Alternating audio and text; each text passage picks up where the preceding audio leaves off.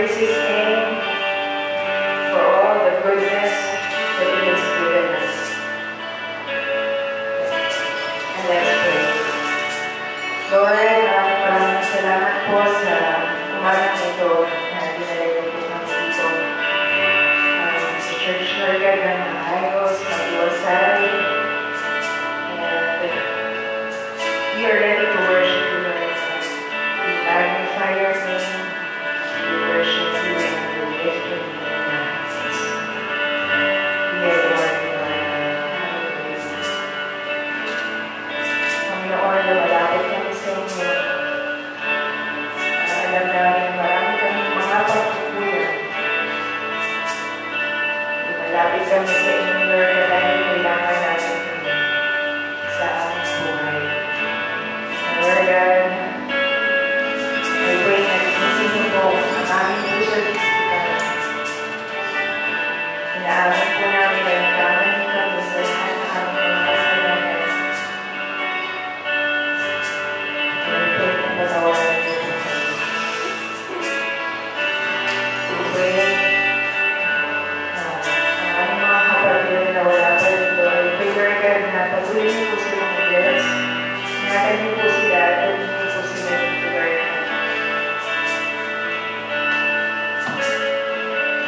Lord, we thank you for all the blessings, for all your goodness, for your love, for your goodness to us.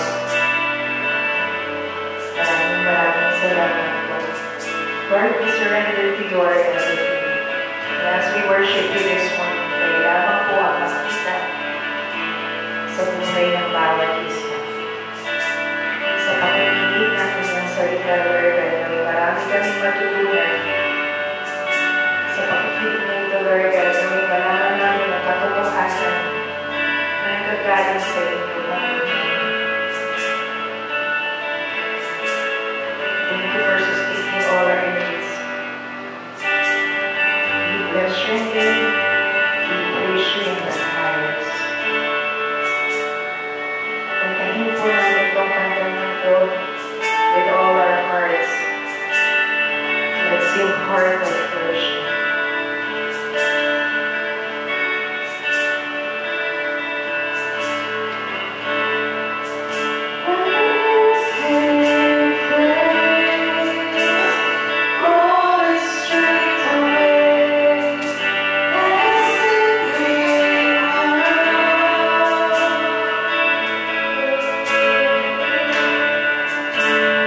Just to be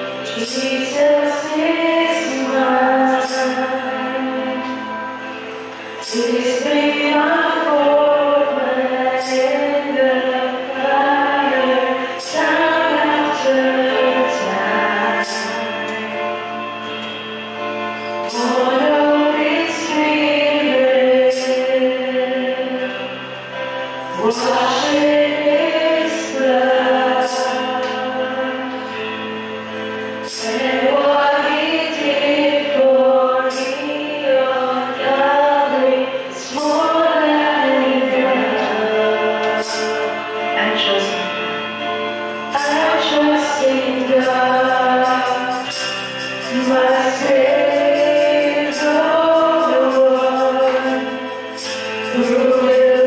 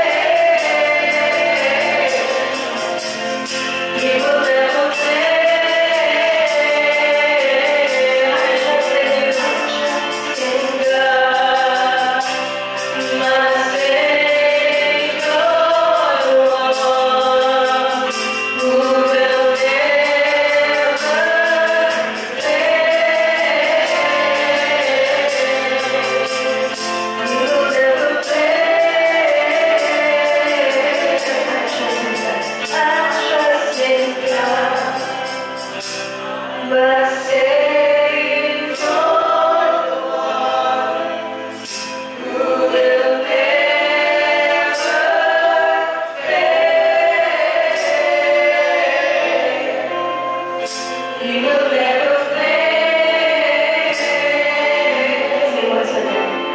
I trust in God, my Savior, who will never fail. He will never fail. I trust in God. Hallelujah.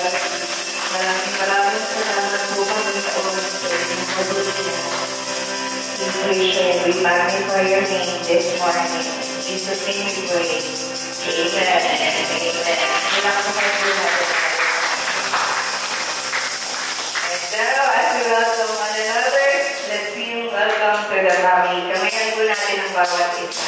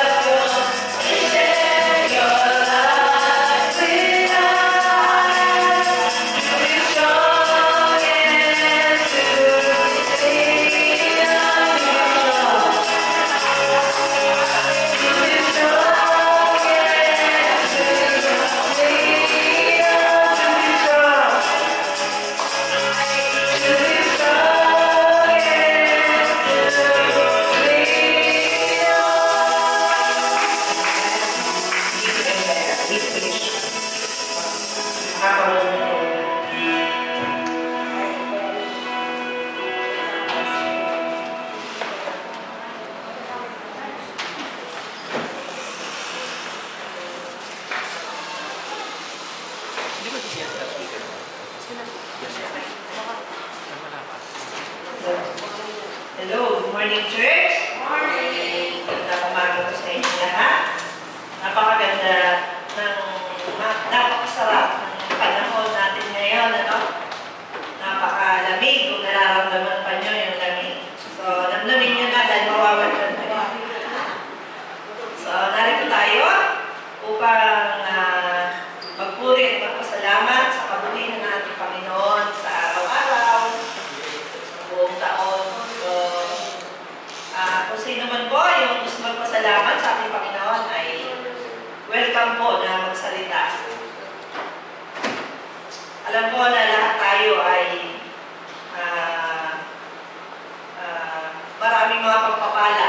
Alam ko na lahat tayo ay tinutugon ng ating Panginoon sa ating mga panalangin. So kung meron pong special na magpapasalamat ay nalulugod ang ating Panginoon. Nakangiti si Sister Sally, siya na yun. Ito sa mga sige na. Magpasalamat tayo sa Panginoon kasi kailangan natin ihayag. Diba? Lola tayo eh. Kailangan natin talaga. Meron ba? Kailangan talaga kabutihan at kadakilaan ng ating Panginoon. Amen na grabe. Sobrang amazing ni God, no? Akong aking pong, wala ko si Jeffrey, kung aking pong nakikita yung mga balita sa LA, Hollywood, grabe, lahat natupok. Yung halos, no? Sobrang damage talaga ng lugar na yun. So, total about 200,000 hectares o acres, no? Nasunog. Pero ang makakamangha, grabe talaga yung... Kaya nanonood kami. Pag nakita kami ng bahay na nakapalibot, ay sunog. Tapos sasabihin mo na, ayan, Kristiyano yan, may takot sa Diyos. So, ilang bahay yun na meron kaming nakita, talagang palang totoo. Grabe, nakakaiyak si Lord yun. Grabe yung pamangha-mangha na protektado talaga tayo, mga kapatid. At totoo talaga yung kanyang promise. Grabe, mamamangha, kilabutan ka talaga. Pero kung sa bahay na talagang tupok yung kapaligiran niya, grabe, pero yung Kristiyano pa talaga. Pero pupunin ko salamat siya sa Panginoon. Sobra. Mayroon din doon, bahay ng isang artista o singer yata yun. Sabi namin, nakatayo sa bato. Kristiyano yan kasi nasunog yung kabila. Nasunog yung pero yung sa kanya, nanabili at wala mang sunog. Grabe, nakakatilabot. At talaga palang totoo yung protection, totoo yung mga pangako ng Panginoon sa atin, mga kapatid. Sobra, kamangha-mangha. At before yan na nangyari, di ba, minat pa nila. Di ba, nagkaroon sila ng global award sa LA mismo. Sabi ng host o yung MC doon, sabi niya, ang dami ng anak. May mga nagpasalamat sa mga crew, sa mga staff, sa magulang nila, may isa, pero sa creator ng universe, wala man lang nagpasalamat sa Panginoon. Wala man lang nagpasalamat sa Panginoon.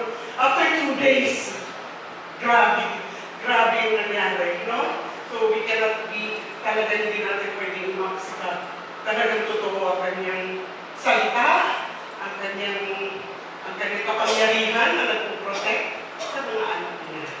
Kaya yan lang po, purihin ang Panginoon. Sobrang amazing, sobrang nakakilabot, at sobrang di mo maintindihan na sobrang assurance talaga natin mga kapatid sa Panginoon. Amen.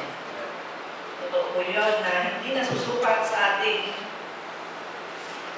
sa kayamanan natin, kung anong meron tayo. Yun po ay nakikita sa ating puso, kung paano natin minamahal yung ating pagdami-dami sa iyo. Kaya po, kaya kung ano man yung meron tayo ngayon, pasalamat at natin. At patuloy tayo na maglingkod sa ating Panginoon. Mawala na yung lahat, pero yung pagsama natin, yung relasyon natin sa Panginoon, dapat laging nandoon. At yun, ang lahat ng bagay, yung pagkakaloob niya, ingatan niya tayo, ilalayin niya tayo sa anumang sakuna, dilubyo, at yun naman po ay given na dahil alam natin na darating na yung ating Panginoon. Kaya, lagi tayo maging handa at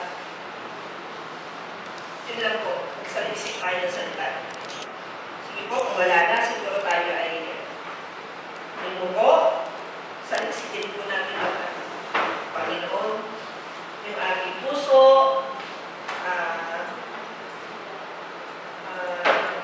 kung ano man kung meron sa ating puso, at humihin tayo ng awan, tuloy na mo na magpakumbaba lang tayo sa ating Panginoon. At ang lahat ng bagay, pagkakaloob niya, at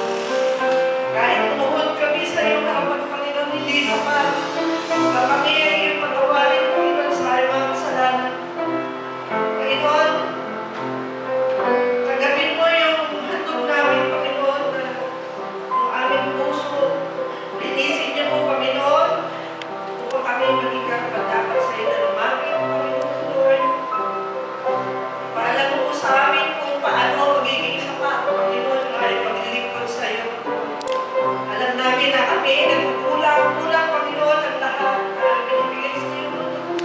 Tapat ka, Panginoon, sa aming bansa, Panginoon. Tapat ka, Panginoon, sa aming araw-araw na buhay. Salamat sa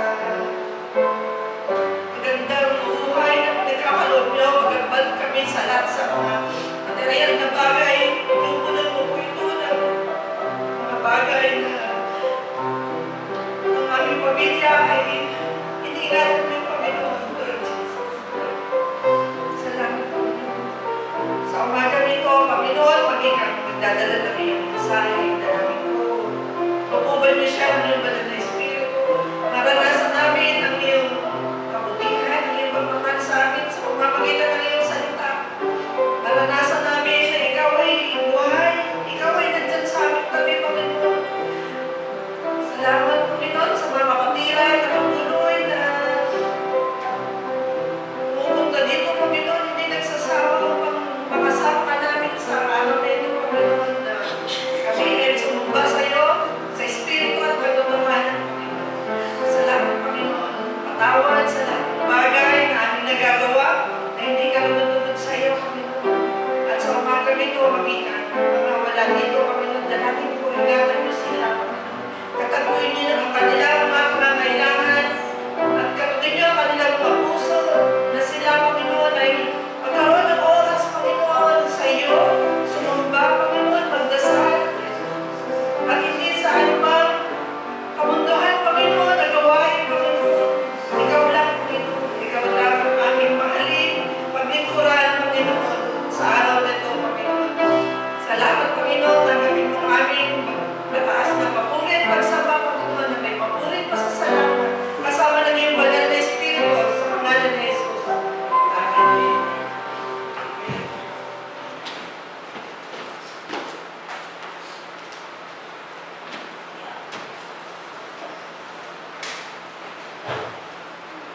Let's declare the goodness. Let's bless the name of the Savior. Let's adore Him because His love and grace, yes, we proclaim. He is mighty, He is holy, because He is glorious in all His ways. Let's sing our hymn this morning. Glorious is Thy name.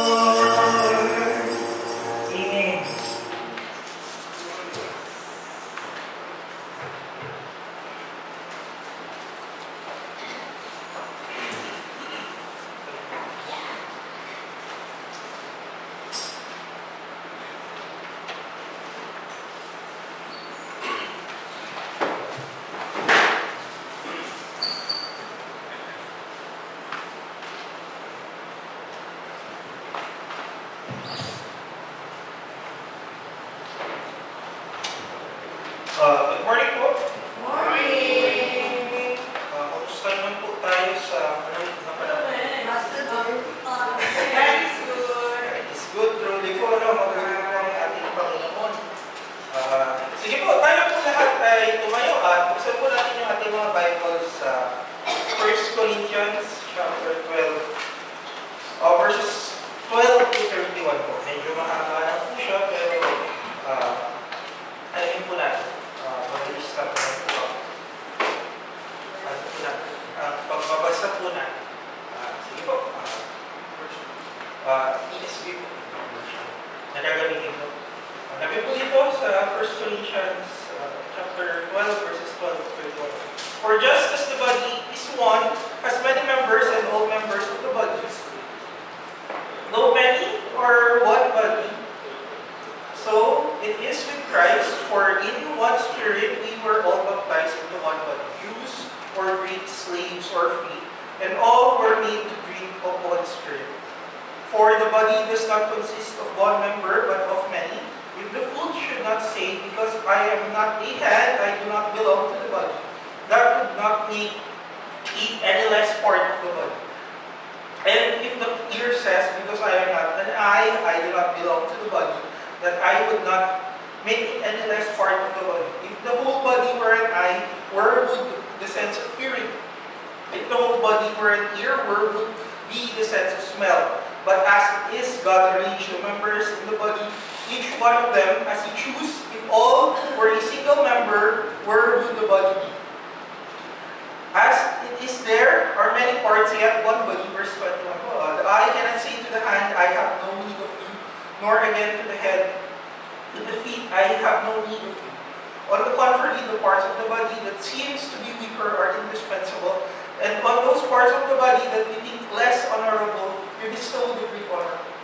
And our unpresentable parts are treated with great modesty, which our more presentable parts do not require. But God has so composed the body, giving greater honor to the part that lack it, and there may be no division in the body, but that the members may have the same care for one another. If one member suffers, all suffer together. If one member is honored, all rejoice together. Verse 27, now you are the body of Christ and individually members of it. And God has appointed in the church first apostles, second prophets, third teachers, then miracles, and then gifts of healing, helping, administrating, and various kinds of tongues. Are all apostles? Are all prophets? Are all teachers? Do all work miracles? Do all possess gifts of healing? Do all speak with tongues? Do all interpret? Verse 31, but earnestly desire the higher gifts, and I will show you a still more excellent way. Tayo po'y manalangin. Yes, Lord, Father God, patuloy po rin kami malapit sa inyo ngayon. Araw po, Lord God, Lord, as we continue, Lord, to meditate, Lord God, upon your word, and paghahanap po rin namin yung word sa ito. Nawag po rin kayo po, patuloy po rin po bilos, Lord God, sa inyong word sa ito. Na maintindihan po, Lord, namin po, Lord, gusto po, Lord, sabihin pa, Lord, we continue, Lord, to entrust everything in your hands. In Jesus' name, pray. Amen. So, ano po, ang problem po pag hindi ka na parati pong nagpapalpit, yung puso mo parang tatay. Kaya yung nakaka-ano po. So, simulan po natin ang isang nabigat po ni Mama nabi daw niya, yung kwentong barbero daw. Pero itong kwento na to, hindi ko po alam kung narinig nyo na yung kwento na ito. Tatanda ko to kasi narinig ko to nung bata pa kami. Sa school ko, parati namin siya narinig noon na kwento. Yung kwento nito, yung tungkol sa babae, sabi nga kwentong barbero, pero gawa-gawa lang po na kwento. Yung kwento nito tungkol na siyang batang babae. Yung batang babae, meron siyang napakalinaw na mata. Dahil malinaw yung kanyang mata, ang ginagawa ng babae, parang niya inaalagaan yung kanyang mata. Parang niya inaalagaan yung kanyang mata. Hindi siya nagbabasa pag madilim, hindi siya nanonood ng malapit sa TV. Talagang inaalagaan niya yung kanyang mata. Tapos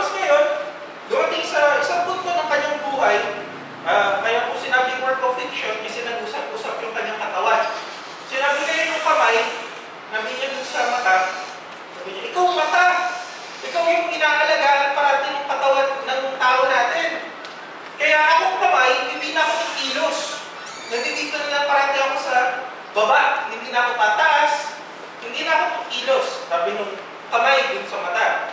Sabi naman nung bibig dun sa mata, ikaw mata, ikaw yung parating iniingatan. Ako, hindi nga ako naiingatan, hindi na nga nagtututbrush yung batang to.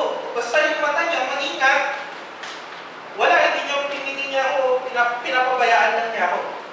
Dahil doon, yung buong katawan ng babae, ng bata, hindi siya nag-function. Ang ginawa ng buong katawan ng bata, lahat sila ay nagwelga sa bata. Madaling sabi, anong nangyari doon sa bata? Yung bata, siya ay nagkasakit at siya ay namatay. At kung namatay yung bata, rendering the whole body useless. Hindi mo pwedeng gawin sa katawan mo, isa lang na parte yung aalagaan mo. Hindi mo lang pwedeng sabihin, aalagaan ko lang yung mukha ko, papaganda lang ako. Hindi ka naman naliligo, hindi mo naman inaalagaan yung ibang parte mo. Ganun din. Sa ating kinakain, actually, yung parte na sinasabi. Hindi mo pwedeng sabihin sa iyong sarili na matalino ka, nag-aaral ka parati, pero hindi ka naman nag-aalaga ng hygiene mo, hindi ka naman nag-aalaga ng pagkain mo. Usually, ganun po yung sinasabi sa amin, ng mga bata kami. But this story, nung sinabihan ako ni Pastor about sa church and mag-preach po ako nung last Sunday, meron po ako parang natatandaan na story, ayun yung story niya. Story about united body, isang katawan. And pag ilalagay po natin sa spirituality, yung unity, nagiging topic po about church. Yung topic po natin ngayon is about church unity. Pag narinig niyo ba yung church unity, ano yung first na pumapasok sa isip ninyo? Church unity. About ba sa ministry, kaagad yung pumapasok sa isip natin pag narinig natin yung church ministry? Like, mga ministries, ano po ba mga ministries? Ministry is pagkanta, praise and worship, PowerPoint, pagkahandle ng Bible studies, ng prayer meetings. Those things are ministries. Diba po? So, once you heard church ministry, once you po na narinig nyo yung church unity, ay po ba agad yung pumapasok sa ating isipan? Or, nag-iisip ba natin sa pag narinig natin yung church ministry, united naman yung church namin, magkakilala naman kami. Kakilala ko naman yan si Ate April, siya nakatira. Alam ko naman yung parte ng kanyang buhay. Kakilala ko naman yan si Ate Wayne. Alam ko naman kung saan siya nagtatrabaho. Alam ko naman yung birthday niya, sa-celebrate naman namin. But that doesn't mean united kayo. Bakit po? Ang parating image ng unity, pag titignan natin yung perspective po sa Bible is, yung parating binibigay ni God na image ng unity is siya, si God and the church. And paano niya nire-relate yung sarili niya with the church? As a married person. Diba? Parating marriage yung idea ni God sa simbahan. Parating mag-asawa. Eh, pag titignan mo yung biblical perspective ng marriage, ano sinasabi parati, nung nag-attend ko ako sa kaibigan ko sa kasal niya, labi nung pangit, dati dalawa kayo, ngayon kayo ay magiging isa, two became one. Ayun yung unity, ibig sabihin, nag-iisa, nagkakaroon ng oneness, nagkaka-isa. But, nung tinitingnan ko po yung topic na to, nabi ng isang pastor, nabi niya, church unity is a topic that is worth hearing about. Anong sinabi niya? Na worth is hearing about. Nakakaiyak daw yung topic na ito. Bakit? Kasi sa church unity, doon nagkakaroon ng problem yung simbahan. It's not about the doctrines. Kasi bakit kayo mag-away-away sa doktrina? Isang church nga kayo. Diba? Marami kayong magtatalunan sa doctrines pero you still choose to be together. Pumasok pa rin kayo sa isang simbahan.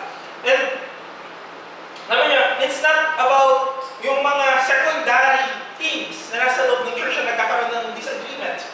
Ano yung mga secondary things na nagkakaroon ng disagreements? Yung isang example pa natin na binibigay ng mga churches is yung pagda-drums. Yung drums daw, nawawalan daw ng spirit. Yung praise and worship, nawawalan daw ng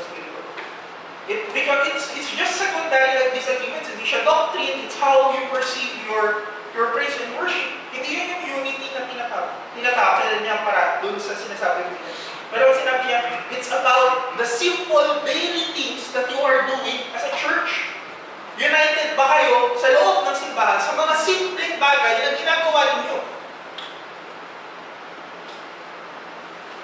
And the reason why it is important, kasi pag hindi na kayo united, wala na kayong pakialam, yes, you're doing a ministry, yes, you are going together as a church, you're understanding the doctrine, the problem would start to become, you're becoming apathetic to each other. Anong ibig sabihin na apathetic to each other? Malayo-layo, hindi ka na wala ka ng pakiramdam para sa iyong kapatiran. Wala ka ng paki sa iyong kapatiran.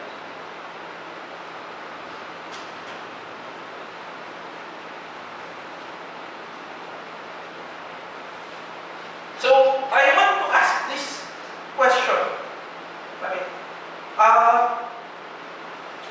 Bakit po mahirap mag-unite yung isang simbahan? Bakit tayo nagiging wala nang pakialam sa isa't isa? Ano po ang nagiging reason kaya natin?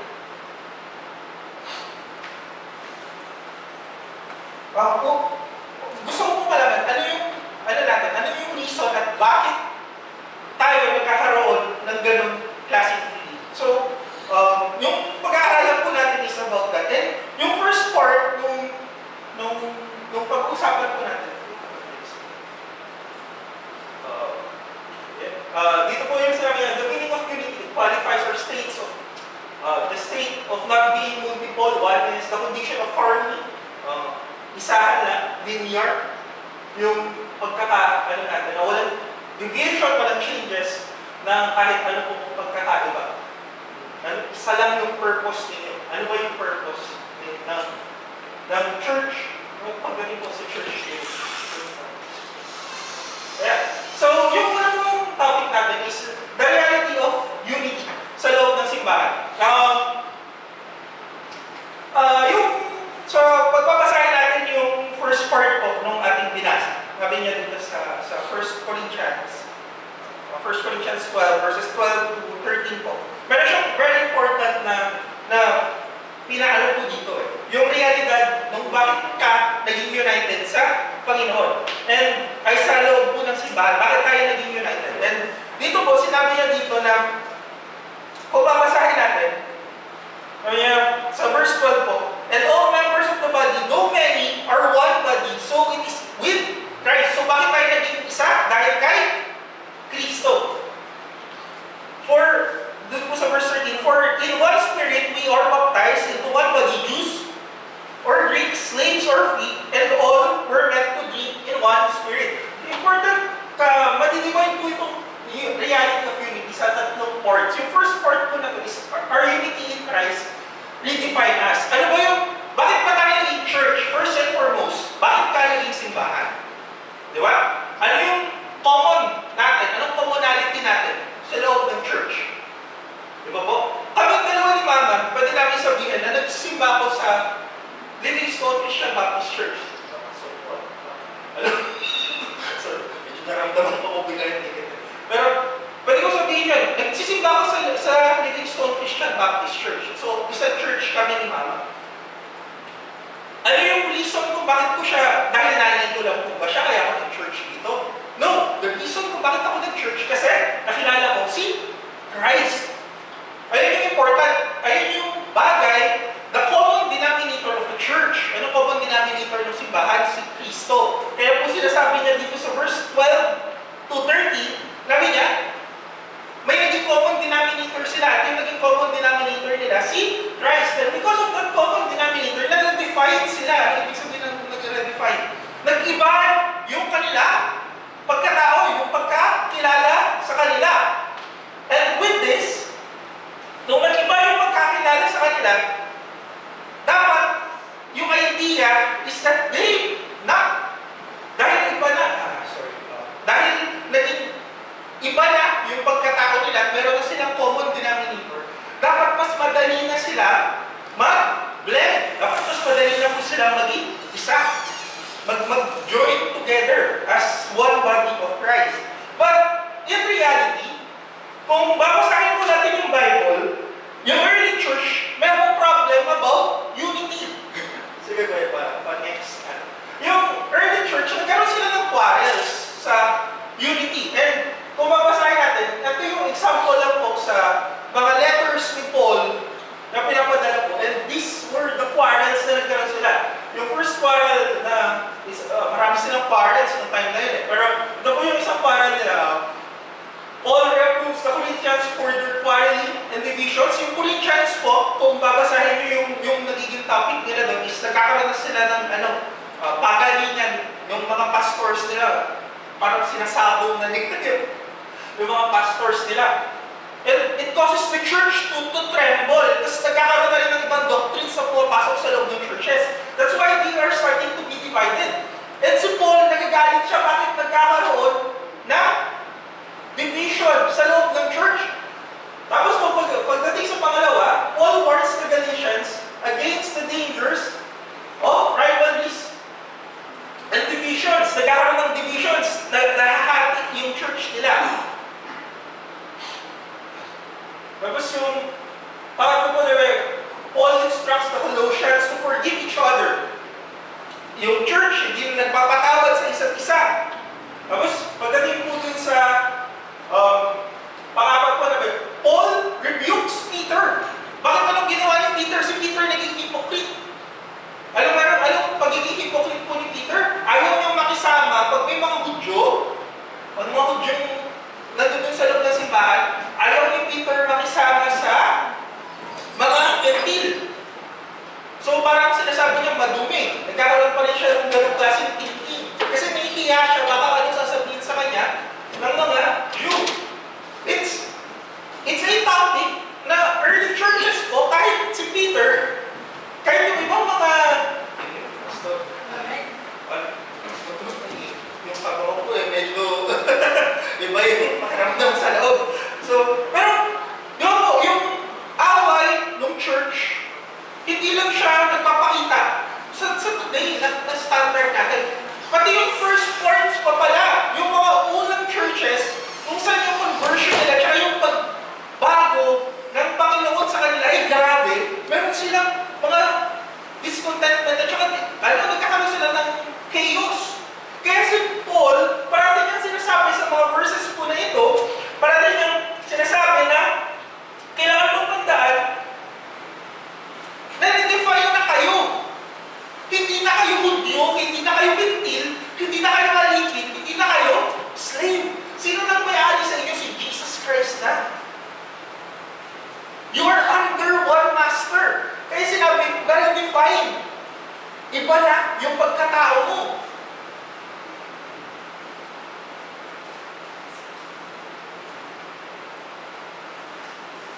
So, as we unite, we always need to remember this. Yung church kaya siya kailangan maging united kasi may common denominator ka. At ayun yung reality ng church. At ayun yung common denominator ng simbahan. Si Jesus Christ.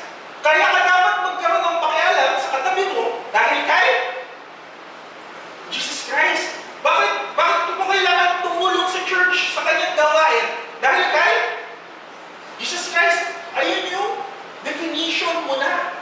Si Jesus Christ na po yung definition natin.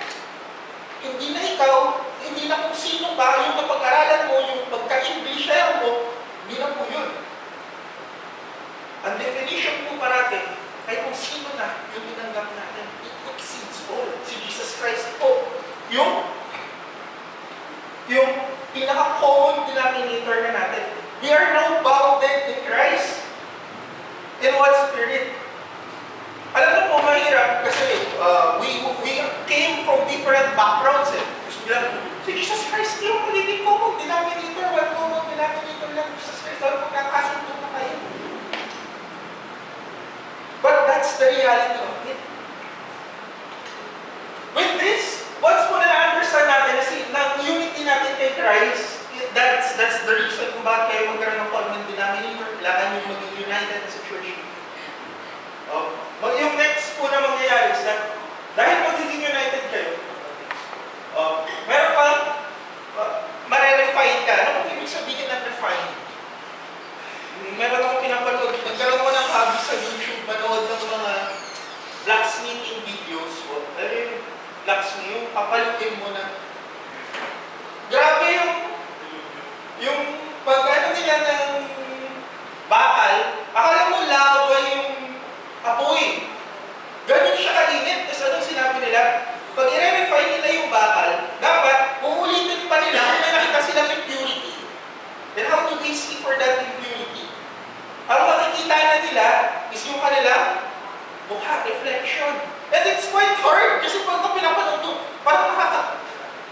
nararamdaman niya, kasi pagka bagsak niya ng bakal, ilalagay niya, i-melt niya, tapos pagka-melt niya, pagkasalang niya, tapos may kita niya, may impurity pa, babalik na naman niya sa ingot, papaluin niya, pupukin niya sa ingot, tapos babalik na naman niya dun sa apoy, tapos tatanggalin na naman niya sa apoy, and it would start the process over and over and over again. Hindi siya madaling process, parating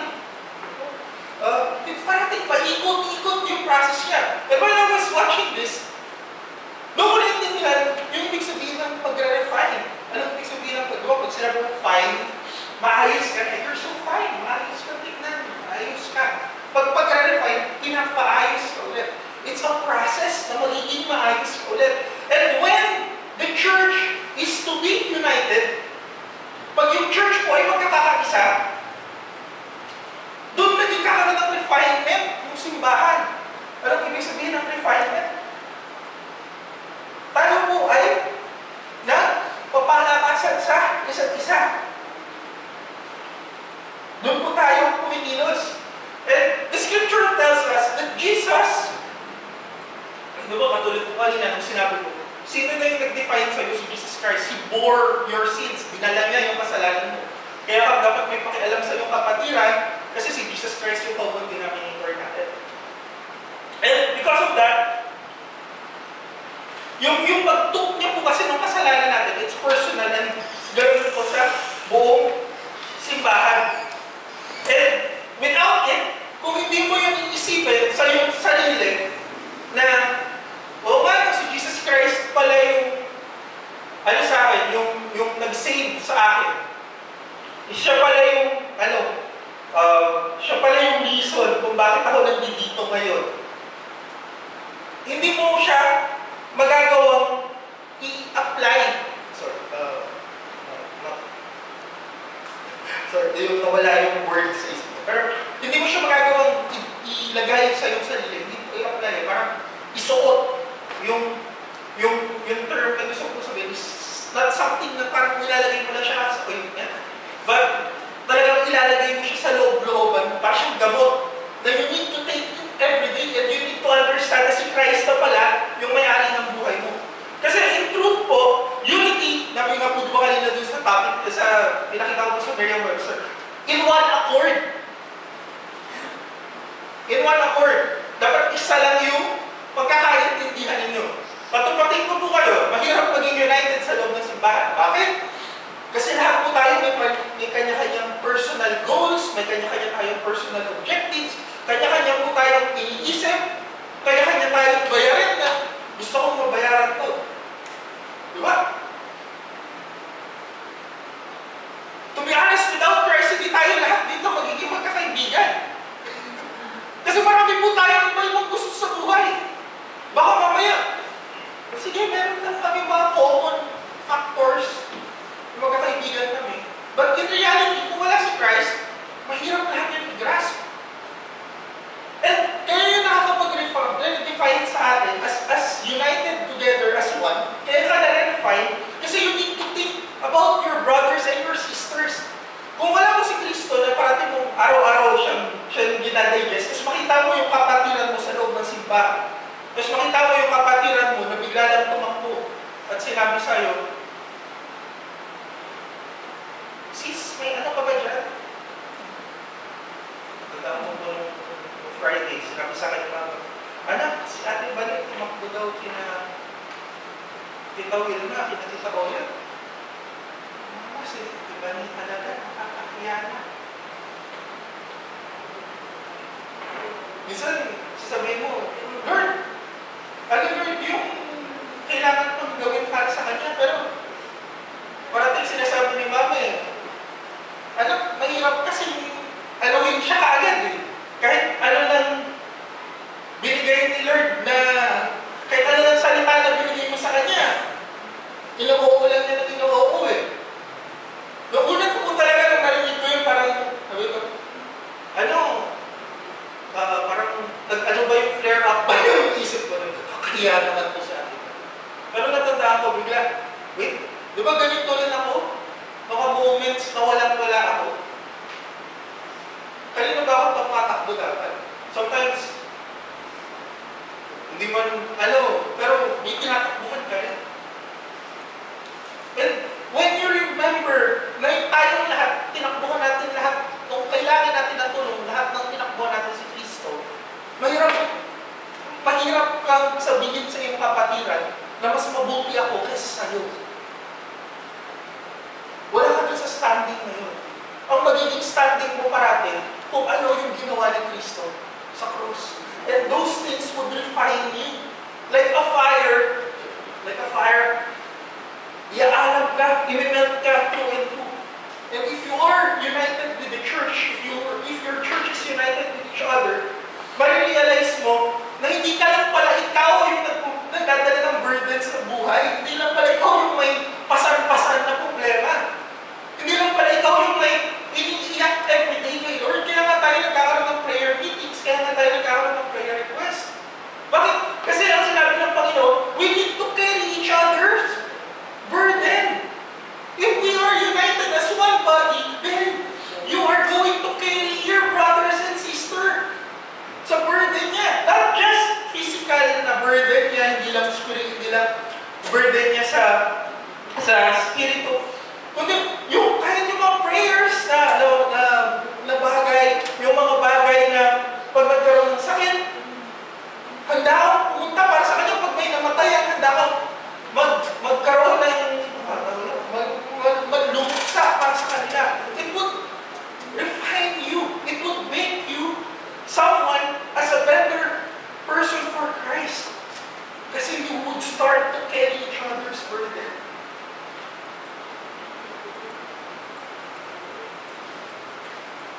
So you see po, yung unity, yung pag-refine sa atin at yung pag-redefine sa atin ng Panginoon, meron siyang reason.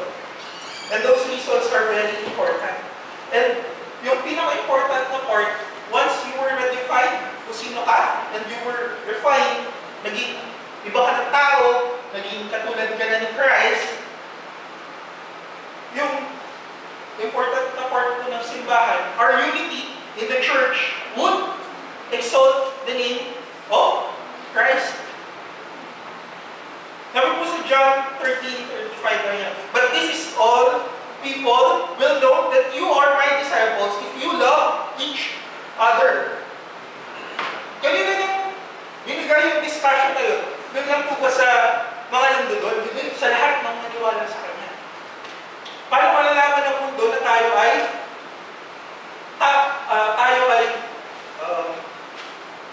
tao ng Panginoon, tayo ay disciple ni Jesus Christ? If we love each other.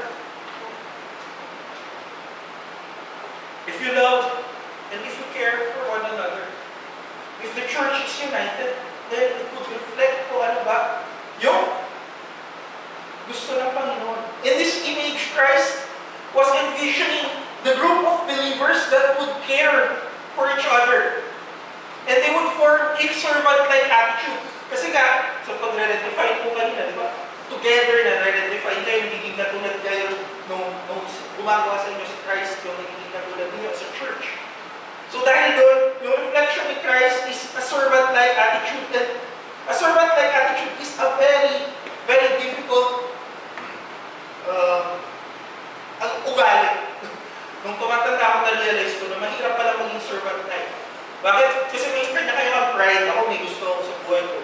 Gusto ng ibang tao, masyado akong busy sa buhay ko. Masyadong busy yung ibang tao. And to be a servant, you need to offer these things. Ngayon, kailangan mo i-offer yung oras mo, panahon mo. You need to care for them. Hindi ka pwede magbigay na lang ng 20 pesos tapos meron kaming na-encounter po ngayon na mahilig siya magbigay. Bibigay siya. Laki lang binibigay niya. Pero once na mabigyan ka niya, pag mamayari ka na niya, nasabihin na niya, di ba natulungan kita? Isang beses, natulungan kita ng isang beses, tapos ganyan mo ako disrespect. Bakit nagagawa ng tao sa bigyan? Kasi they don't have that Christ-like attitude, like a servant. Si Christ lang yung makapagawa ng sa mundo. He doesn't look back on the things that we have done. Nung namatay siya sa krus, hindi naman niya sinabi sa tao na, ay, namatay ako sa krus para sa iyo. Kasi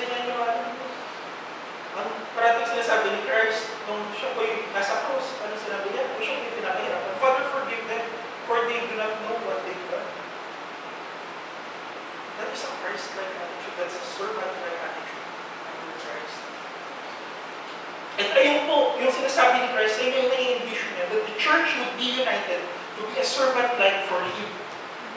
And with those characteristics sa loob ng simbahan, si Christ yung may-exalt sa buong mundo, and the whole world would know who Christ is. Bakit iba yung perspective ng mundo ngayon?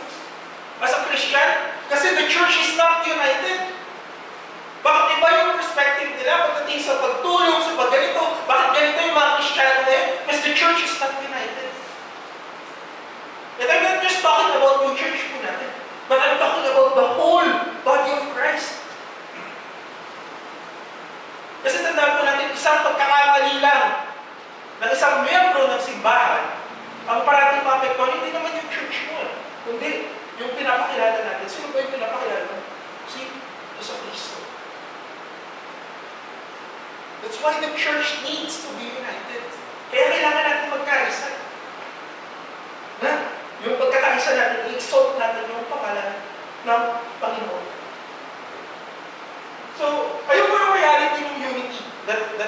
Yung reason kung bakit tayo naging united is because of Christ. With Christ, Christ has redefined us. With Christ, our unity would refine us, and yung last po is our unity exalts Christ. Yung pag-unite ng church is itataas niya yung pangalan ng ating Panginoon. So, ayun yung reality ng pagiging united ng church. And those things are important para po sa isang image ng united na simbahan. But nagkakaroon dito ng topic, so dapat ba dahil united yung church, lahat ba dapat kami ay pare-parehas na ng mukha? Anong ibig sabihin ng pare-parehas na ng mukha? Iisa na lang yung dapat natin ginagawa. Kasi united kayo eh. Yung kain nyo ba dapat pare-parehas na? Yung tanong ko po, sa mga mag-asawa, pare-parehas na rin ba kayo ng ginagawa? Magsuot ba ng isang partner eh, ayun na rin yung suot ng isa? Diba? Hindi naman, they still have differences. Ano yung differences? Ang mag-asawa po, hindi naman sila laki. Gusto niya ang pop style. Kuya Marley's favorite color. Ay, ganun ba? Sige, Ate Jai, favorite color mo? Yellow. CJ, favorite color mo? Black. Diba? Ayun yung isang example, mag-asawa sila. Hindi naman sila parehas ng favorite na color eh. Pero, alam, gusto niyo po bang as mag-asawa maging maayos yung buhay niyo? Di ba? Meron silang one common goal sa buhay. Ganun tayo kay Christ. Ang sinabi ni Paul dito, kaya yung next na topic po is about sa body. Sabi niya dito, kung babasahin natin, dun sa verse 14 hanggang 27, it suddenly talks about the body. Anong meron sa body? The image of a body. Ano ba yung image ng isang katawan? Ang katawan, may tanong, nakikita niyo po, di ba? Lahat ba ng daliri ko ay, magkakaparehas? Di ba? Hindi naman siya pantay-pantay. A body of Christ is very different from each other. Anong ibig sabihin po ng different? Hindi ko alam kung alam niyo yung meaning, pero sa generation namin, maraming nainig yun. Same but different. Same but different. The body, kung pare-parehas tayo, yung first na gusto ko pong itabi is that the eye is not the feet, and the feet is not the eyes. Bakit ko sinabi to?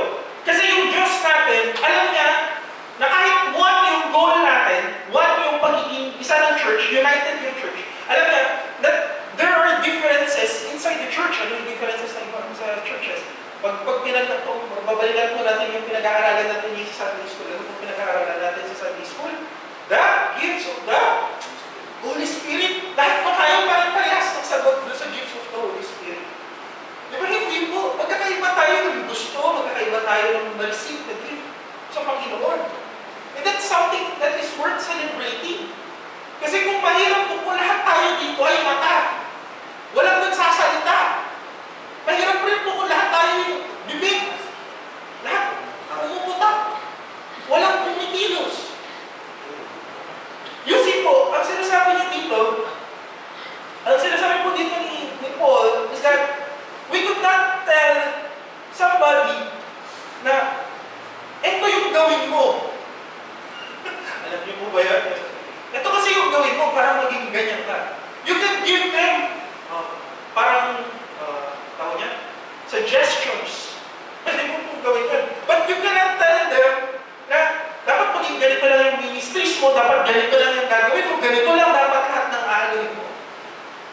Kasi bakit po ganun? Iba-iba yung binigay ng talents ng Panginoon para sa atin. Ang favorite ko na example po ng talents ng church, kung saan nagpapakita lahat ng talents ng church, pag-anniversary. Alam niyo po kung bakit pag-anniversary? Unang pa lang po, pag nagluluto, ang galing po kahit pare-parehas yun ng pagkaluto, iba-iba yung lasa. Pero hindi pa tayo nakakaranas ng pare-parehas na ulam. Iba-iba yung ulam. Iba-iba yung nasa isip Tapos minsan pinagtitingan pa yata ng mga nanay Di ba ganun? Iba yung nanay. Di ba? Tapos pagkatapos po nun, ng anniversary, meron ko rin magliligpit. Anong magliligpit? After, may maghugas, may magwawalis, may pero before that, sa pagwawalis, maghugas, pagpuntahan niyo po, may magde-design. Diba? Those things are small talents na binigay ng Panginoon in service of His church. So the eyes cannot be the feet, and the feet cannot be the eyes. But those things need to work together. Kailangan nila maglakad ng magkasabay. Nung bata kami, meron kami favorite na laro. Si Kuya Joe yung kalaro ko. Hindi ko alam kung kalaro ko si Joe at si Ate Liz. Yung laro namin, blindfold ka. Tapos pagka blindfold ka, ahabulin ka sa isang maliit na room. Kahit saan ka magtago, kahit sa taas ka pa ng cabinet, pwede mong gawin. Ang ayaw ni Kuya Joe na gagawin, pag siya yung matataya, pag si Blue ay nagtago sa loob ng isang maleta. Bakit? Kasi hindi mo makikita, nasa na yung maleta, kahit hawakan mo yan ng hawakan, naka-blindfold siya Hindi niya nakikita kung saan siya pupunta. Paano na malalaman na nasa loob pala si Blue ng maleta? Nakasipan yung maleta. Nasa loob siya ng maleta. So he doesn't do that. Sa church po, the reason why God gave us different talents and different gifts, kasi kung ano yung binigay ng Panginoon, He knows that that's where you would bloom. Alam ng Panginoon na doon ka gagamitin. Yung po, one church member po na parang gusto sabi, Lord, thank you, binigay ko si Joed sa amin. Alam niyo po kung bakit? Joed knows how to play with the ear. Ang galing po niya mag-piano. And how God uses his life. Si Joel, binutran sa pagkikitara. Natanda ko dati, nung kaliit pa siya, nabilang niya, Kuya, gusto ko mag-gitara. Hindi ko po alam. Kaya pinag-natigil siya pumunta. Di ba? Those talents are different, but yet we need to work together for the glory of God and for the continuation of this church. Paano naman po pag sinabi, nakita mo yung church niya na kailangan yung aming simbahan ng ganito? Wala pa rin ba sila yung papadala? Alam niyo po, sometimes, one thing that I've learned from God is that when we pray, na, Lord, sino ipapadala mo? Para dito. Alam mo yung parating sasabihin ni Lord, hindi dyan ka. Huwag gagamitin ko para dito. Bakit? Kasi kung nakita mo, ibig sabihin, ikaw yung nakakaalam, ikaw yung nakapansin. Ibig sabihin, lahat ng tao hindi nyo napapansin Hindi nila alam na may lakit pala sa kanila An example that I would give is that yung tao hindi nagpapacheck up sa doktor, walang maintenance. Bakit wala siyang maintenance? Kasi hindi niya alam na may sakit na pala siya. Di ba? Hindi naman niya alam na. Hindi siya nagpapacheck up So kahit masakit yung gilid niya, sabi niya, normal na yan sa akin may masakit na pala sa akin Masakit lang talaga yan, it comes with age. But there's some problems sa loob mo. When you pray for God, Lord, sino ipapadala mo para dito? What God usually tells you, ikaw yung ipapadala mo para dito. Kasi ikaw yung, God has opened your eyes for that. Baka mamaya, kailangan lang may mag-start, and once you start, meron ng tao nakakalilay. Like how David, paano si David nag-prepare for the creation of the temple for Solomon. Baka mamaya, katulad ka pala ni Nehemiah. Si Nehemiah, when the wall was being created, anong ginawa niya? Di ba siya yung nagtawag ng tao? Sino yung gawain para dito. And the wall was created in 52 days.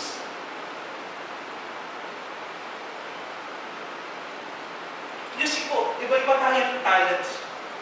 And lahat tayo dapat tumapak kung ano yung pinapagawa ni Lord ng sabay-sabay. Pero kung meron isang kapatiran na nakakita na Lord, kulang pala kami ng kamay, baka mamaya ikaw yung kailangan ng kamay. Even though it's a baby hand, even though it's a small hand, even though you're weak hand, baka mamaya si Lord nag-aantay lang yan. Na may kilos at pag may kumilos, meron ibang may inspire at may ibang mapapadala. Merong iba na lalapit at ibang mapakapunta.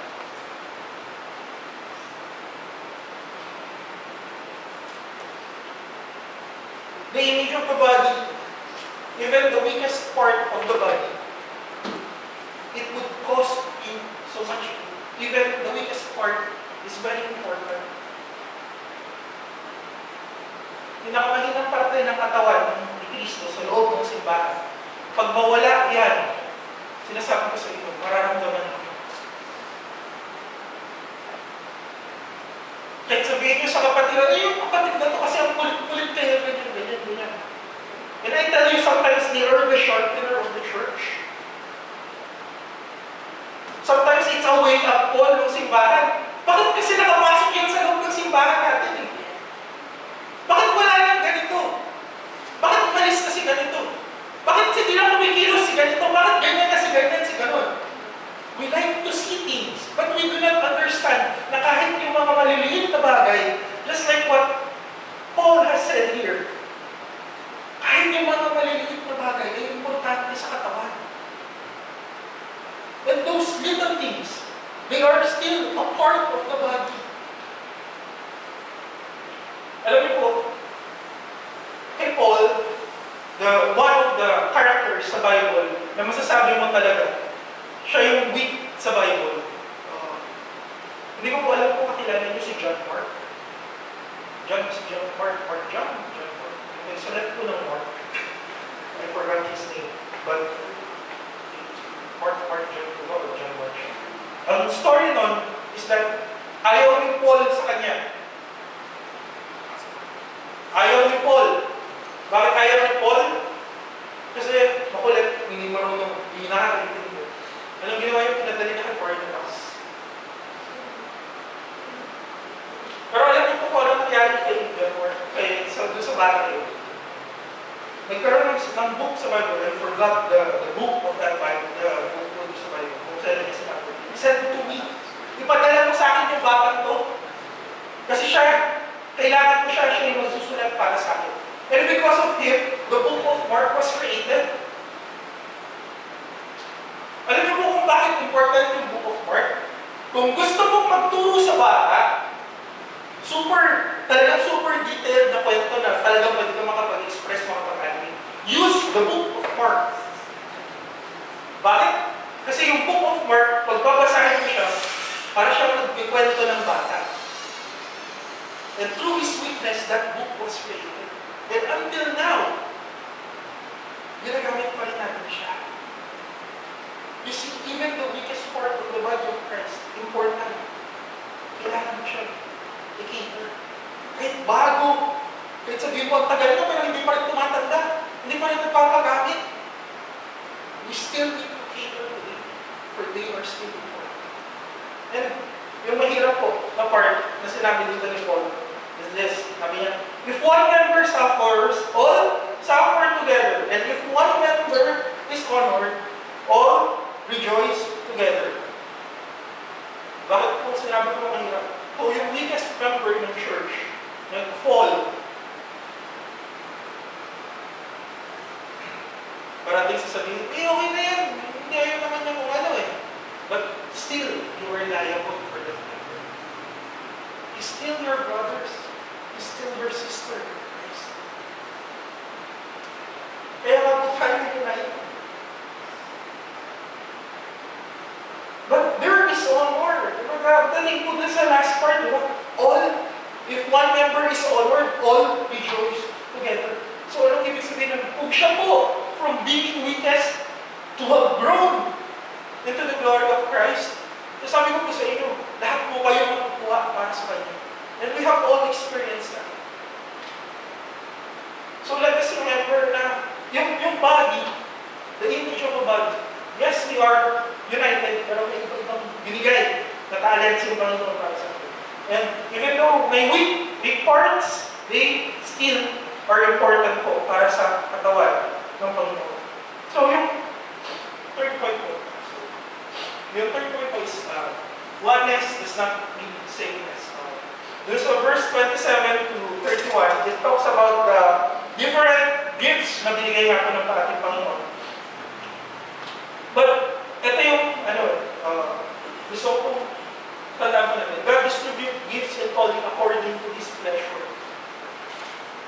According sa kagustuhan ng ating Panginoon.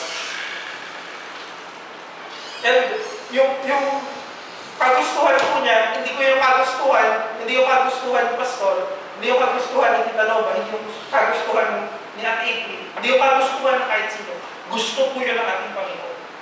So, kung nakita po natin, anong status natin ngayon sa loob ng simbahan? Saan ba ako ginagamit ng Panginoon?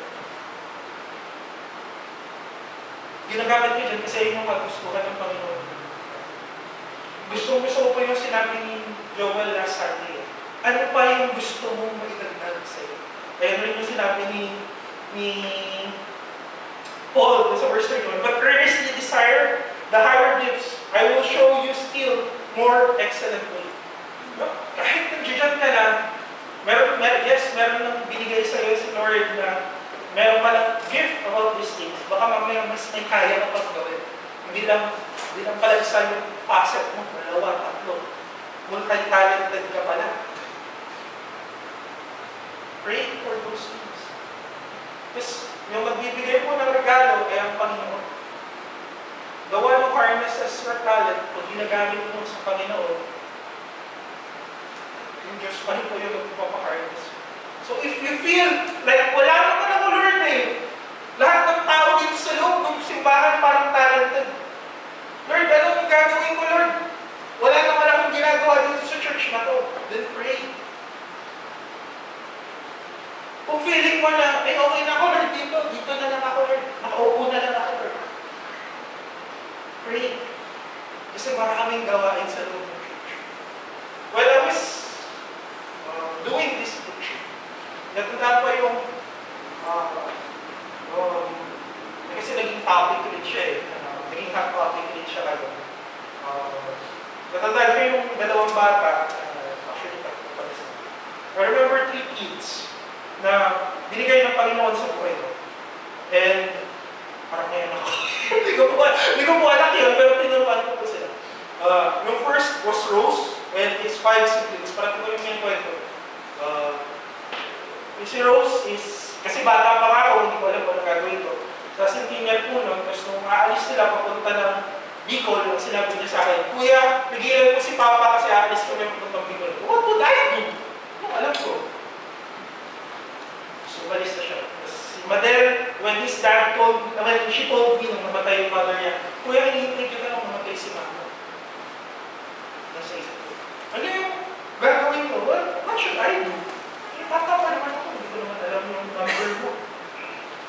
Tapos yung pinakahuli was Angelo, taga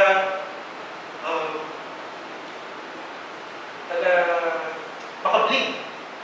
Tanda ko yung sinabi niya sa akin, pumunta kami after COVID, nung maging magaan na yung restrictions, sinama ko ng pastor, pupunta ng Makabling around 2021. Pagkakita ko sa kanya, tumakbo siya sa akin. Kuya! Bakit kumusta naman ako? Kuya, patay na si Mama. And yung mother niya, natatanda ko. Kasi tinuturuan ko siya no. Yung mother niya was someone who was taking dialysis 3 times a week. Sa Robinson sila nagpapadialysis. Tapos pag hindi na-covered ng PhilHealth, kailangan nila magbayad ng 5,000. And yung trabaho nila is sila nagpasahan. And when I was reading this, the thing that struck to me was I really in for the children was I really sharing the word of God to them na may pakialam ako sa kanila. Or was I just there? Kasi sinabi sa akin, kailangan ko mag-fix. Was I really united? Kung ano ba yung gusto ng Panginoon? Was I really united in the church at that time? And did I really care for them? Kahit ganun po sila, kahit mga bata sila, they're still part of the body of Christ.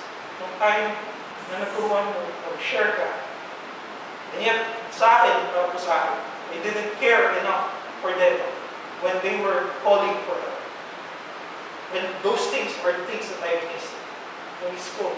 Yung mga ganong klaseng parts ng mga bata. And na-realize ko siya ngayon, ang dami ko pala nila, hindi lang yung kapatid. Alam mo po, sa simbahan, maraming gawain. Sa simbahan, maraming gusto ang Diyos na pagawin para sa atin. And kung feeling natin wala tayong gagawin, Lord, okay na ako dito. Look at the empty chairs. Look at the empty seats. Aren't you afraid? Empty pa rin ba sila next Sunday? Kung hindi po tayo kikilos, walang ibang kikilos. We are the members of this church. We need to be united in sharing the good news. Bago ka lumaka, we need to be united. Para mapuno. At may taas natin yung pangalan. My brothers and sisters in Christ, let's pray na, Lord, give us more passion or energy. But truly, pag-pray natin, Lord, give me more passion, more energy to be united with the things that you want me to do for this church, Lord. Kung natutulog na ako, Lord, gisingin mo ako, Lord. Kung kulang yung ginagawa ko para sa church, Lord, give me that strength to have more care about our church. Tandaan po natin, the church is not just the building. We are the church. Tayo. And kung hindi tayo nag-disturb, let's pray. Na Lord, bigyan mo pa, Lord, ako ng care. To care for each other. To care for each one ng pinagdadaanan nila. Lord, to care for these empty seats, Lord God. Let's pray. Na ayun yung ibigay sa atin. Hindi ko po alam kung paano tayo gagamitin ni Lord para sa mga ganong klaseng bagay. Si Lord lang yung nakakaalam. Maraming talents, maraming binibigay si Lord sa atin ng opportunity. Maraming, pag tinitingnan ko po yung church na maraming dito sa atin. This church is a very blessed church. Bakit tayo blessed? Kasi out of all those people, tayo yung nakalingin sa salita ng Panginoon. And tayo, not to be rude or anything, pero medyo magaan yung buhay natin. Kahit mahirap, medyo magaan yung buhay natin. We are blessed in those aspects. And I know na marami pang gagawin ang Panginoon para sa ating buhay. Marami pang siya ipapakita miracles sa ating buhay if you let Him use us. So let's pray na yung church natin maging united in the one. And let's pray na tayo itself is magamit. So lahat po tayo, tumayo at tayo po ay manalangin.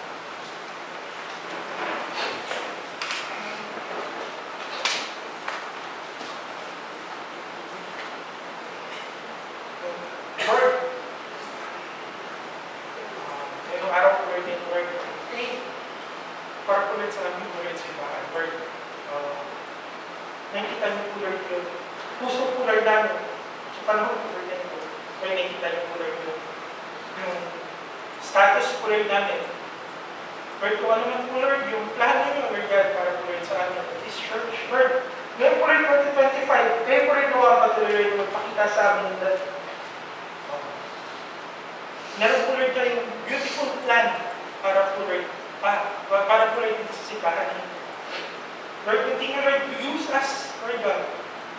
Hindi lang po Lord na paggamit Lord God sa kung ano Lord God na bagay, hindi po Lord gamitin niyo po Lord kami mighty para po Lord sa mga Lord, kung ano man po Lord yung gusto niyo po Lord gamitin para po Lord sa amin, ibinibigay po Lord namin po sa at kung feeling man po Lord namin na kulang Lord God, yung talents namin, kulang po Lord yung kakayanan namin, Lord, kayo po rin nawa, patuloy po Lord na magpuno, Lord God, nito. Lord, ito po Lord, simbahan ninyo. We pray, Lord God, that you will have mercy upon us, Lord God. Lord, na huwag niyo po, Lord, gawing kalos yung puso po, Lord, namin. That we would hear, Lord God, the things na gusto niyo po, Lord, sabihin para po, Lord, sa amin.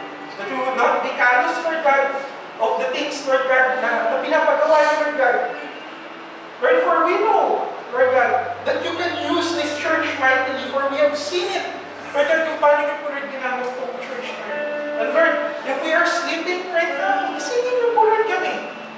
Wake us up, Lord God, so that our fire and may po, Lord God, yung simbahan, Lord God, as one, Lord God, looking over to ignite this church. Lord, all these things I pray. In my name, just pray. Thank you.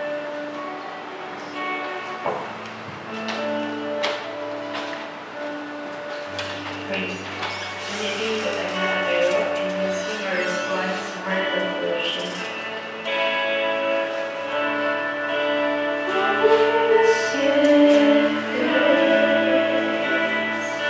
Oh, the strength of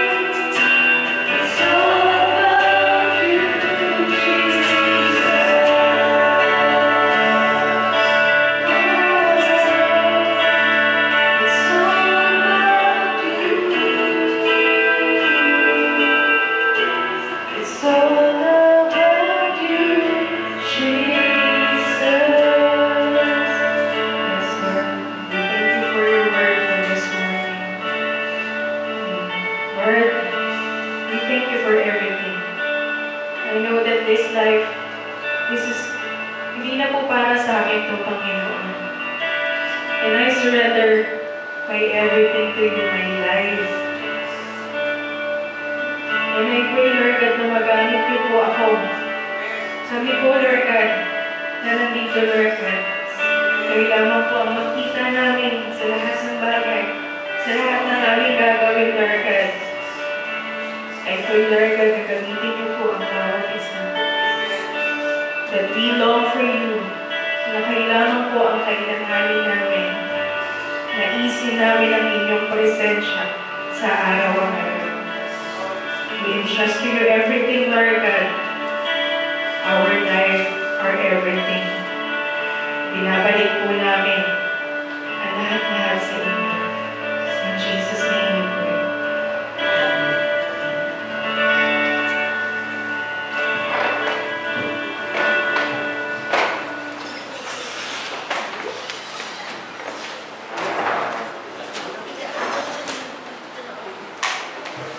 Let's continue to worship the Lord. Patuloy natin worship ang Panginoon.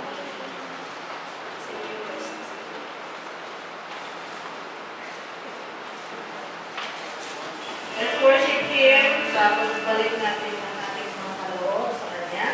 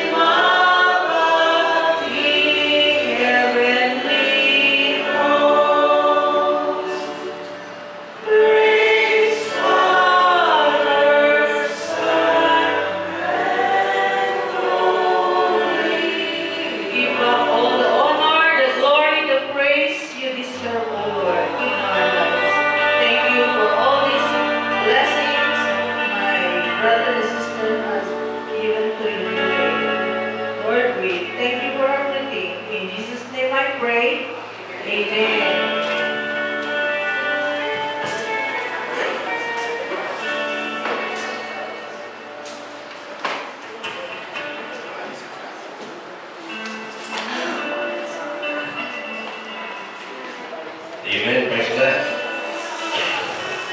Okay, so salamat tayo sa Panginoon. Sa bagay ito, we are here to worship the Lord. Amen? Salamat ako sa Panginoon. Nakabalik po kami from, galing sa Baguio. At puri ko, Panginoon, sa wonderful fellowship, nakita kami ng aming mga kaklase. At tawag ito. So, nag-share kami ng mga aming mga experience daw. No? So, pray po, Panginoon. At yung ibang church, no? Isang pantala sila jeep, no? Isang sasakyan, no? Nasa 15 sila, no? Isang church. No? So, kasama mga deacon, no? Mga women's, mga youth, yan. No? Kasama sila, no? So, what a wonderful experience, no? To worship with almost 1,000 pastors, no? Mga workers, the deacons, mga young people, no? Sama-sama. Almost, no? Sila din, hindi kilala sila. Kaya nagreklamo si Dave, no? Kasi pagod siya ka-usher, no? Kasi siya yung tagahatid doon sa harap. Kahit marami ng tao. Siya tagahatid doon. Reklamo sa akin, dito siya nakapakinig daw. Palahatid niya. At sabi niya, hindi mo na ako makalusang. Ngayon kasi matulog daw siya. So natulog siya. Tapos dinalhan ko na lang siya. Alas 10 pa daw yung so anyway, yun po, no? So, salamat po sa Panginoon, no? For that. Okay, so, it's about, yung aming pinag-aralan doon, it's about worship, no? Sabi niya, when we worship God, it must be our best. No? Because God is, is supreme God, no? God.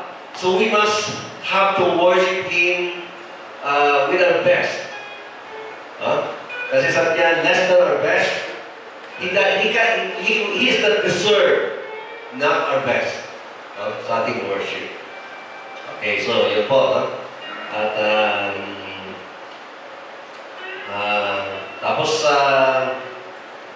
kaya hindi siya nakakainip. Just imagine, mag-isa lang siya for ilang araw yun. Umaga, tanghali, gabi. Tapos umaga, hapon. Tapos, kasi yung ginagawa niya, magpipit siya, tapos tutugtog, kakanta, tapos kakanta kayo lahat. So, hindi siya nakakainip. No? It's about to worship. So, pugay po, Panginoon. Okay, so, then pag-uwi ko rin, salamat din sa Panginoon na maayos din natin pag-uwi.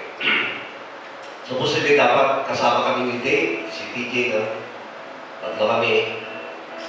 Magsasakyan kami. Kaso, bigla may meeting si TJ, kaya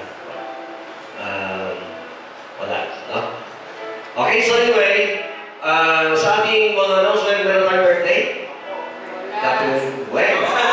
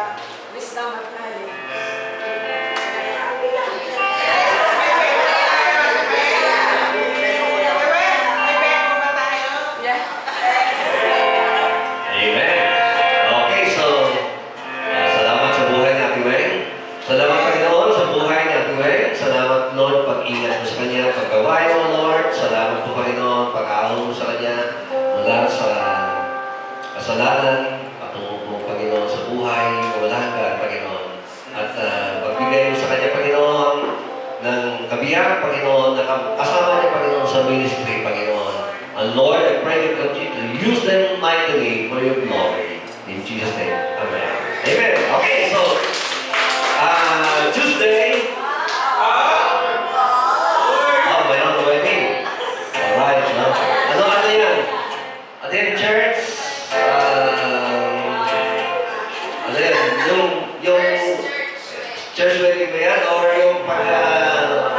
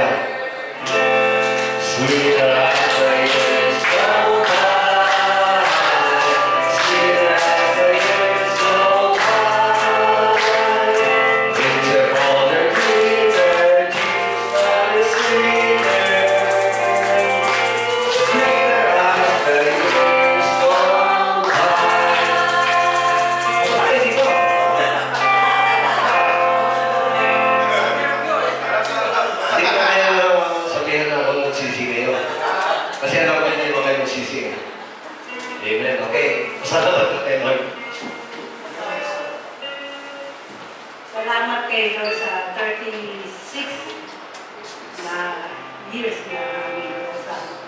Si Lord ang magandang example ng pagmamahal. Kaya patuloy kami nagmamahalan dahil kay Lord. At salamat din sa message kanina, unity. Meron kami ni unity. Kasi pagka ako may sinabi sa kanya, sunod agad siya. At kapag siya may inuso sa akin, at sinabi kong ikaw na, sunod pa rin siya. Yun ang good example. Mabait, salamat kayo sa buhay ng asawa ko na talagang masasabi ko mula noong nasanta ngayon. Napaka mabait na asawa. Magamat ang kapartner niya ay hindi ganun kabait, pero nananatili pa rin ang kabaitan niya sa akin.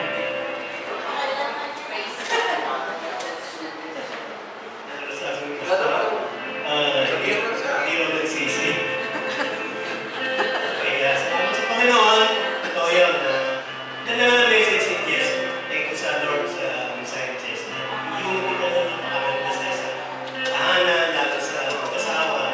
Dahil kahit ngayon meron pa rin yung differences, di ba? 36 years. Meron pa rin yung differences sa mag-asawa. Hindi nawawala yun. May pananaw. Pero yung common ground o yung common factor na everything, nagkakaroon ng pagkakasundo dahil tayo na tayo Kristo. At gano'n, nagpapatuloy pa rin yung differences na yun sa buhay ng mag-asawa, pero laging namin aalahanin na ang Panginoon ang mag-big case. So, madaling mabibigyan ng solusyon yung mga differences na yun. Bagamat hindi nawawala, pero mabibigyan ng solusyon. Kaya, salamat sa Panginoon sa 36 years na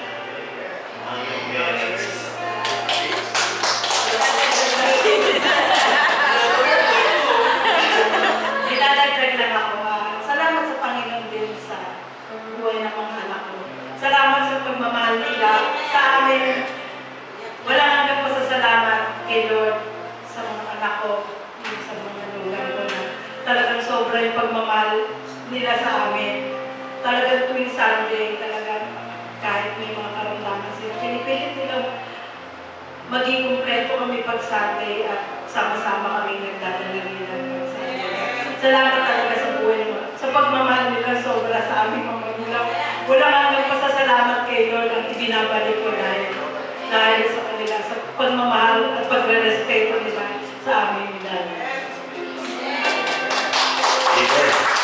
Okay, celebrate. Father God, salamat Panginoon sa buhay ng magkasama ito, si Brother Noy, si Tagrilman, Lord, patuloy mo sa ingatan, cover them with the precious blood of Jesus, Lord, and continue, Lord, to use them mightily, Lord, for your glory. In Jesus' name, Amen. Amen. Okay, so, okay, tulad, announcement natin, yung Tuesday, Thursday, at saka prayer meeting natin, prayer and fasting natin pala sa Friday. Okay, so, ang tawag ito, no? Siguro magkaroon tayo ng yung 25 planning. Pwede ba yan? Pwede ba sa Saturday? Saturday na lang? 6 o'clock na yan. Ha? Pwede na 6 o'clock Saturday? Dito pa yan, Brother? Dito pa yan? Sa Sabado? Planning, church planning. Yung church planting, planning, no? Pag-usapan natin, no? Paano pa tayo magtingkod sa Panginoon ng mas effective. Ayan, di ba? Mamaya pa sa planting. Planting mo yan.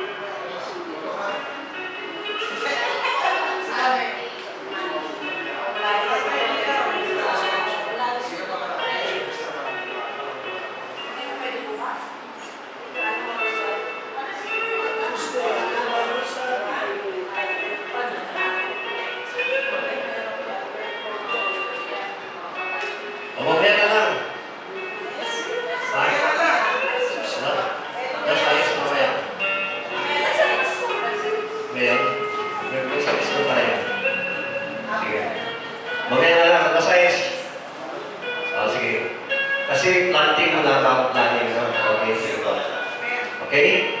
Tayo po kami lahat, no? Shall we stand in prayer?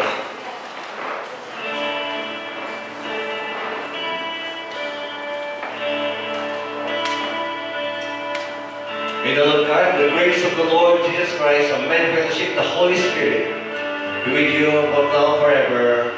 Awitin natin, I love you, Lord. I love you, Lord. And I lift my voice. And I lift my voice to worship you. To worship you, oh my soul.